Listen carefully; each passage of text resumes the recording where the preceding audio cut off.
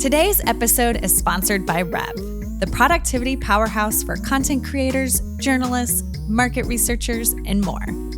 Capture audio from anywhere, get AI-powered summaries and quotes, and leave security worries behind with Rev.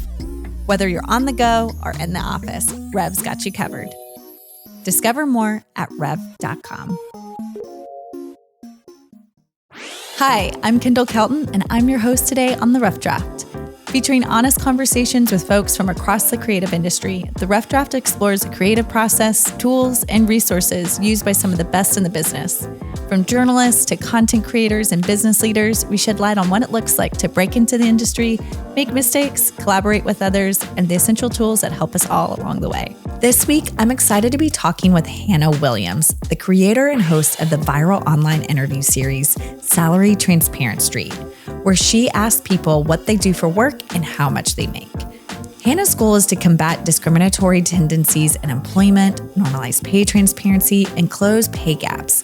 And in 2 years, her interviews have achieved over 1 billion views, and her account has gained nearly 3 million followers across TikTok, Instagram, and YouTube. And on today's episode, Hannah is going to talk about her creative process and scrappy tools she relies on the most to create her videos and run her business.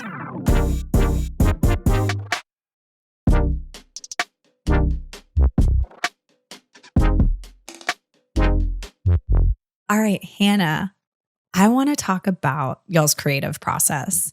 But first I want to talk about your background in data analytics. Does that inform the way you approach creating content at all about salaries? No, it is basically a learning curve that I had to go through. I was really lucky that the last contract I worked on was data analytics in social media. So there's a lot analytically that I was able to carry over and, analyze my data and check what's working and not. But in terms of the creative process, oh man, there was a steep learning curve. But I think a lot of my passion that I hadn't recognized, because I never saw myself as like an artist, like a traditional creator. I can't draw, I can't paint, I never thought I was a creative, but I love content. And I love seeing how it comes together. And I actually realized when we started filming, I love editing. Like I love putting the pieces together. And so it was kind of this passion that I discovered about myself that I had no clue was there. So a lot of people would discount the data analyst as not a creative, but I've actually learned that the passion was kind of there all along. And I found my dream job by doing this. So are there any kind of, tips or processes that you've started to rely on, either you learned about through this learning curve or you just kind of adopted and it's just like, this is what works for me? I'd love for you to kind of walk us through your process. Yeah, I didn't do too much research because honestly, I didn't find a lot of good information out there when I started on like how to edit and how to be a content creator. There's not really like a Bible for that. But I just started. Like it's that simple. I would spend hours on TikTok, naturally. And I just had a curiosity in how the content was filmed, thinking about where was the camera when they shot that frame, and where was it positioned? What did they use? Did they do a special effect on it? That's just something that I was always looking a little closer at and making notes in my phone, literally in my notes app and being like, this was a cool frame, and jotting the link. And so I could reference it in the future. But I just started with CapCut. I think that if I had started with a more complex editing system, the Adobes, I would have got nowhere. Because it really is a skill to learn how to use those. It's complex. It's for professionals. But CapCut was very similar to TikTok, and it is a TikTok created app, I believe. So they are linked.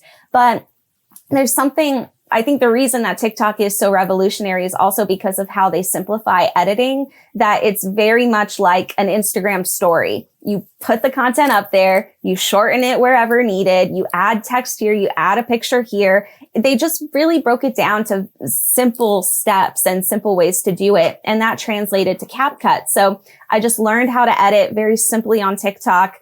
with the bare minimum, translated that to CapCut. And, there's no frills to what we do. We film on our iPhones with a Rode mic that connects to the iPhone. So, we've got our audio, we've got our visual. You put the frame or the file into CapCut, and all we do is cut it and add text blocks on screen and maybe a cha-ching sound effect. It's not complicated. And I think some people psych themselves out for creating content because they think it's so complicated. Did your partner have experience in any of this beforehand, or was also like, I'm flying blind too and I'm learning? Yep, flying blind, 100%. And so for y'all, do you split up? Like, are you editing? Is he primarily shooting? Like, how do you collaborate on this? Yeah, it's changed a lot since we started, really just figuring out what our strengths were and what we like to do, what we don't like to do, and building a perfect matchup there. So when we started, he actually was our editor from the get-go. And then I think he just didn't like it as much and it started falling off. So I picked up, we got an editor at one point to do it for us, but I think there's something that the creator always has a special connection to their content that a third party can't always translate, which is hard, when you're looking at the same file to say that the work they do isn't as good as the work we do, but there is really a special touch that we felt we were missing. So we decided to continue to do it inside, our team. And so I picked it up. So now I edit full time. That's awesome. So I guess, you had mentioned this earlier about the, your background. You actually were doing data analytics for social. And now that you're in it and you're editing and you're creating content, has there anything that you've come across that's been surprising in terms of like the intersection of, well, this type of thing worked, but this didn't? Like, how do you track your success? Like anything that you think is like particularly like important for people to think about as they're creating content? Yeah, I think tracking your content and your analytics is so important. And, prior data analyst here. So I know, people are going to say, of course you would say that. But I do think it's been really integral to our success because I'm in the weeds. I am also looking at all the comments. I read everything. So I'm very type A and very involved.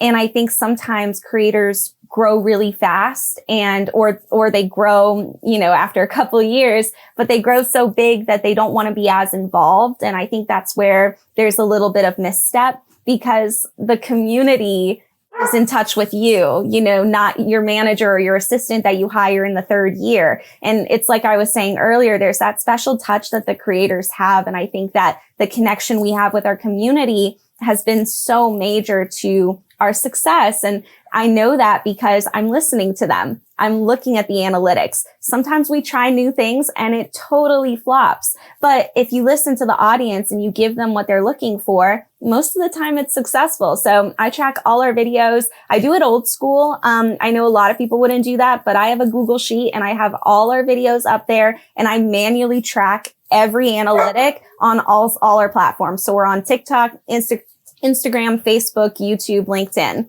And the reason I do that is because I don't trust these third-party analytics platforms because I do the manual metrics. I calculate how many views there are and I see what the number is. And several times I've found that the manual metrics I'm calculating from the actual platform do not match what the third-party platforms have. And oftentimes it's lower than what I know is actually on the app. So I don't trust it because I don't want to report metrics that are lower than what I know they are to brands. So yeah, it's a hassle, but I feel like I have more trustworthy information, and I'm not missing anything that maybe these third-party platforms aren't paying attention to. Well, that's an interesting challenge. My next question was going to be like, what do you see as the biggest challenges for content creators or the biggest opportunities? And I think that's really interesting, especially as the algorithms just change every 2 weeks basically on these platforms. Like, what do you think are the biggest challenges right now, but then also the biggest opportunities? Yeah, challenges. There's so many. I think you pointed out a really good one is that there's a lack of transparency from these social platforms into how they determine their algorithm, the changes. Like I remember a couple weeks ago, somebody from Meta's team said that they changed the algorithm, but they gave no explanation as to what changed. So as a creator, it's really frustrating because we create content for these platforms, and that's how people come back to these platforms to consume our content. And yet we're treated kind of lesser than contractors. We're not even seen as partners. We're not even seen as colleagues or employees. I think a great opportunity in that light is I'd love to see more unionization talk for creators. I think that would be really valuable to work together. From what I've seen with interviews with unionized workers, not just in content creation, but in the entertainment industry and trades, unions have been so helpful to give them a voice and a seat at the table with these big, organizations they're working with. And I think similarly, we could do something with creators and the platforms that we post on. Well, I think this is a really great segue into how y'all have evolved your business, as we talked about, earlier on. And so in our next episode, I want to dig in a little bit more into the resources y'all have created to kind of help people get that salary they deserve, and kind of where you see your career evolving from here. Well, that's it for today's episode of The Rough Draft.